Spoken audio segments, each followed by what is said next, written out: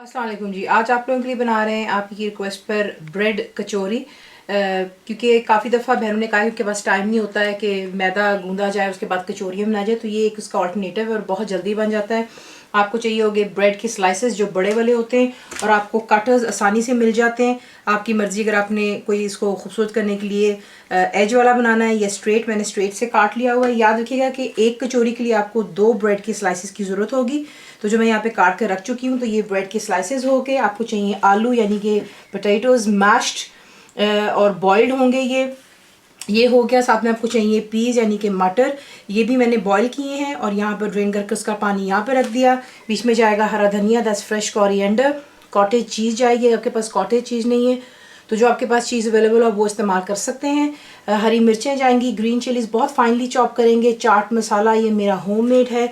Salt यानी कि नमक, ब्लैक पेपर पाउडर यानी कि कुटी हुई पिसी हुई काली मिर्चें सॉरी, और क्यूमिन सीड्स यानी कि ड्राई रोस्टेड, और क्रश्ड ज़ीरा है यहाँ पर।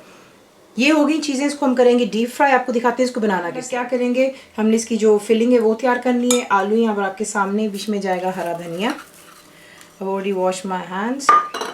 बीच में जाएंगे मटर आपके, चली गई कॉटेज चीज़, हरी मिर्चें, चाट मसाला,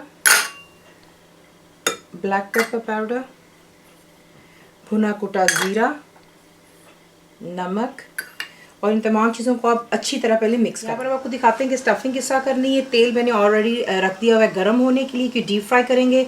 एक कचौरी के लिए आपको 2 ब्रेड के स्लाइसेस की ज़रूरत होगी, तो 1 एट अ टाइम काम करेंगे। ब्रेड को आप सोक करते हैं पानी में और उसे अच्छी तरह आप यूँ स्क्वीज़ आउट कर लेते हैं। पानी को ही देख लें, ठीक है। तो इसमें पानी नहीं होना चाहिए बिल्कुल भी, तो ये आपने इस चीज़ का ख्याल रखना है। ये देख लें बिल्कुल फ्लैट हो जाता है। और इसी तरह दूसरे पीस को आप पानी में डालेंगे। ये एक्चुअली इसको हेल्प करेगा बाइंडिंग करने के लिए पानी जो है, क्योंकि हम इस पर कोई अंडा वगैरह नहीं लगा रहे हैं। अगर आपको लगता है आपसे हैंडल नहीं होगा तो बेशक फिर आप इसका पानी निचोड़ कर जब आप फिलिंग कर लेंगे आप इसको अंडे में भी डिप करके फ्राई कर सकते हैं। तो ये हो गया एक काम। उसके बाद आप बीच में डालेंगे जो कि आपकी फिलिंग है, ये बीच में आप डालकर दूसरा पीस ऊपर उठा कर रखेंगे। और जो इसकी साइडें हैं इसका आपने बहुत अब यहाँ पर ख्याल करना है। तो इसको आप यूँ हाथों के साथ में अच्छी तरह दबा लें ताकि इसकी साइड जो है कम्प्लीटली सील हो जानी चाहिए। इस तरह आपकी कचौरियाँ तैयार होती हैं। सिर्फ आपने जो ख्याल रखना है कि जो इसकी साइड्स हैं पहले आप पिंच करेंगे और अच्छी तरह उसको जो आपने सील करना है। बाकी ये बहुत आसानी से फ्राई हो जाती हैं, बन जाती हैं।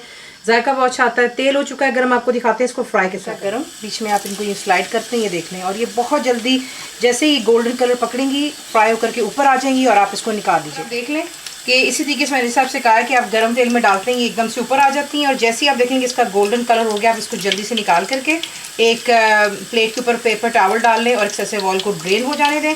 तो ये देख लें कचौरियाँ सीखे से बन जाती हैं ब्रेड की। और फिर आपको दिखाते हैं इसको डिश आउट आपकी बन जाती है सिंपल सी घर पर कचौरियाँ। देख लें कितनी क्रिस्प है, ये आप देख सकते हैं।